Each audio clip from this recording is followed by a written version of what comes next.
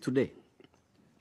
Since the signing of the Washington Agreement, Rwanda has engaged constructively in all follow-up meetings, including the following engagements.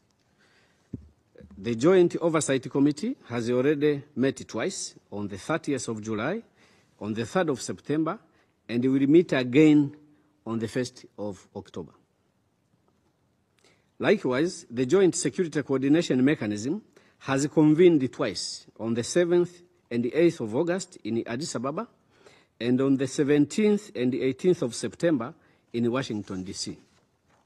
All these meetings are directed towards the operationalization of the Washington Peace Agreement, a process to which Rwanda remains fully committed. It is important to highlight that the Washington Peace Agreement is built on principles of peace and cooperation and establishes a joint security mechanism to build trust, along with measures to guarantee humanitarian access and the dignified return of refugees. Importantly, it also addresses many of the very issues that the Security Council has long grappled with, as reflected in numerous UN Security Council resolutions. In fact, some of refugees are already returning in Rwanda, and the mechanisms are in place to receive them. This process also addresses the Resolution 2773. And although I have been here before to talk about more than 20 more resolutions that were passed before it, and which this resolution did not repeal, I'm now singling out this resolution alone because issues are interconnected.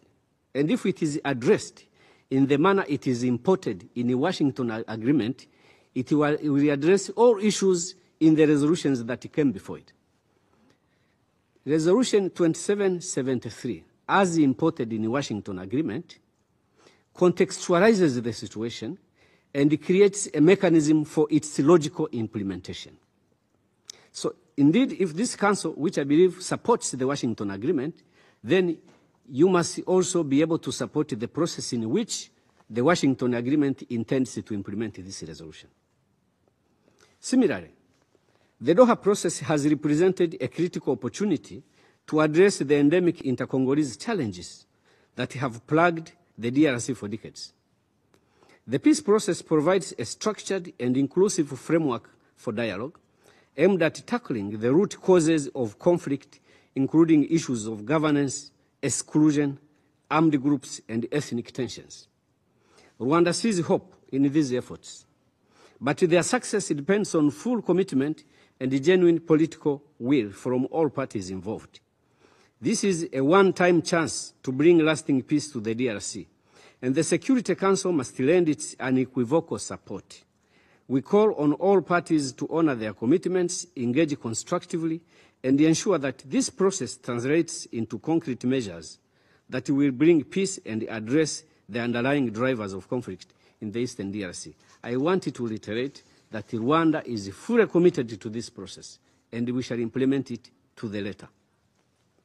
Having reviewed the Secretary General's report under consideration today, I wish to share Rwanda's principal concerns, notably the underreporting of critical facts, the imbalanced portrayal of armed groups, the persistent and dangerous presence of the DRC-backed FDLR, and the implications for MONUSCO's future role as the peace agreement moves into implementation. I wanted to reiterate that the Washington Agreement creates a role for MONUSCO, and this requires that MONUSCO positions itself to implement this role in a constructive way. So the advice we are giving here is in that logic. While we value reporting, the latest report on Eastern DRC reflects troubling omissions. Chief among them is the failure to sufficiently address one of the most dangerous drivers of violence, and that is hate speech and identity-based persecution. I know in paragraph 79, the report talks about hate speech, but not sufficiently. Hate speech is something very dangerous. I have seen reports of the Security Council where you quote from the social media postings? Who has not seen hate speech in social media, in classrooms, in churches, where hate is taught to 10-year-olds? Who has not seen those posts? Only last week, some people were being tormented because they had a long nose. Those who know the history of the region know what it means, what a long nose means. It means death to some people. So this is not something that the report must refer to in passing. The report does not address the issue of mercenaries. There is a whole convention of the United Nations against the use of mercenaries.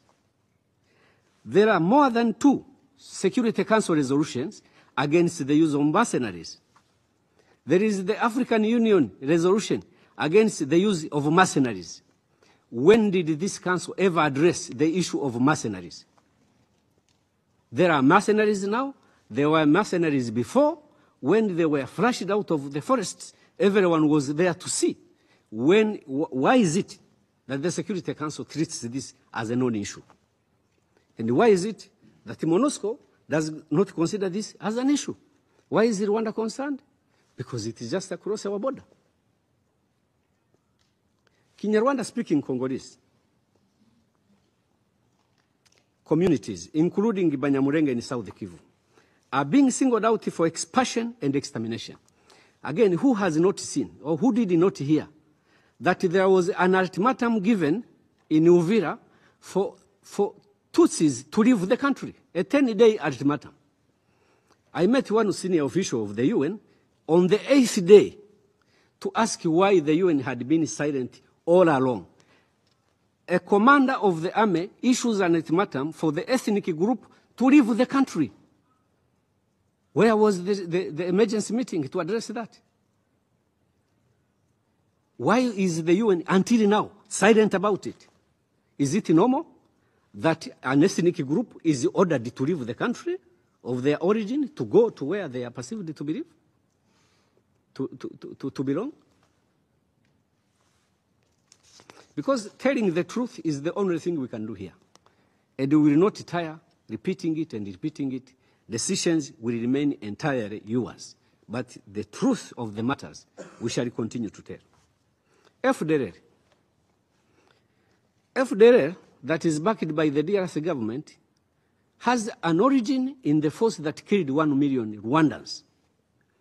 It is the only genocidal group that remained in its military formation in known locations with the same intentions undisturbed for the period of 31 years now. There is not any other single group I know in the history that committed the genocide, remained in that military formation, kept their arms, regrouped, got supported, remained pursuing its intent for 31 years, and today the report says they have strongholds undisturbed. That is FDLR. That is discussed here as a non-issue. Actually, let me say something that you may not have to provide an answer for, but take time to reflect about it. FDLR is within RDC, and it is known, it is in your reports. FDLR is assisted by the DRC government. It is there, it is known, it is in your reports. MONUSCO cooperates with the DRC government, with DRC army, knowing FDLR is within DRC army. And what MONUSCO does, and this is on record, is to avoid units and battalions in which FDLR is deployed. So which standard is that? That there is a formal military cooperation between a UN force and a government force that has a genocide force within it, as long as they are not kept in the same units. Formally, that is the position of MONUSCO. What does complicity mean if that is not complicity? MONUSCO knows FDLR units are within FARDC units. What they do is just avoid those. So you can use them elsewhere as long as we don't mix. But you are in the same efforts.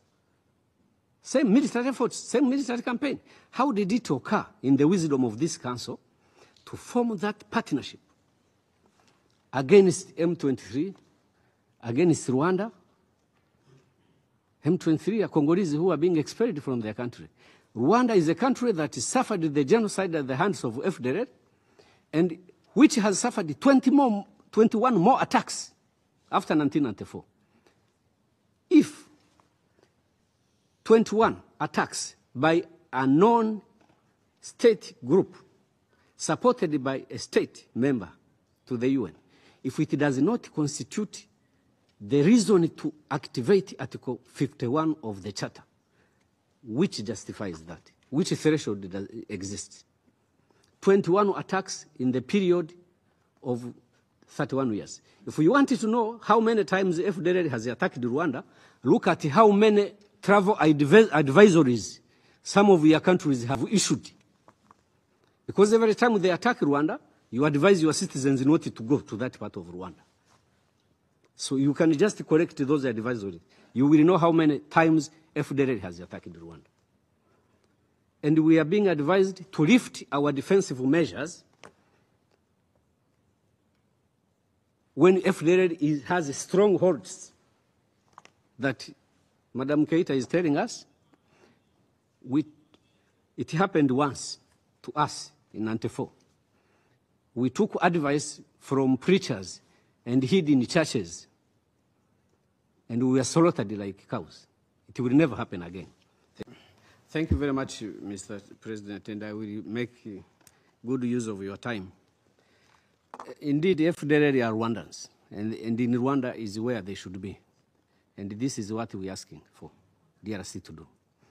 In 1994, after they had committed the genocide, almost the equal number of perpetrators and others left Rwanda to Tanzania. But because Tanzania handled the situation in a right way, we do not have a problem now with Tanzania. You have that history. You were involved through UNHCR you saw the process, how they were disarmed, settled in camps, and later on repatriated back to Rwanda. The problem we have with the DRC is they chose the opposite direction, to arm them, reorganize them, continue to support them until now. And we have a report 31 years later that says they even have strongholds in the DRC. So that is the problem. It's not about whether they are Rwandese or they are not. These are people, Rwandans, yes, who killed our people, who want to continue killing. The intent, they still have that genocidal intent. And who should not be there, who should be neutralized. Now, the question of minerals, no, we have no problem with the DRC minerals. Rwanda has we have our own minerals. Maybe the challenge DRC has is that as much as we may not have as much, there is a visible impact on how we use what the little we have. So if democracy that my brother is telling me about produces what we see in the DRC, then that's not the type of democracy Rwanda wants.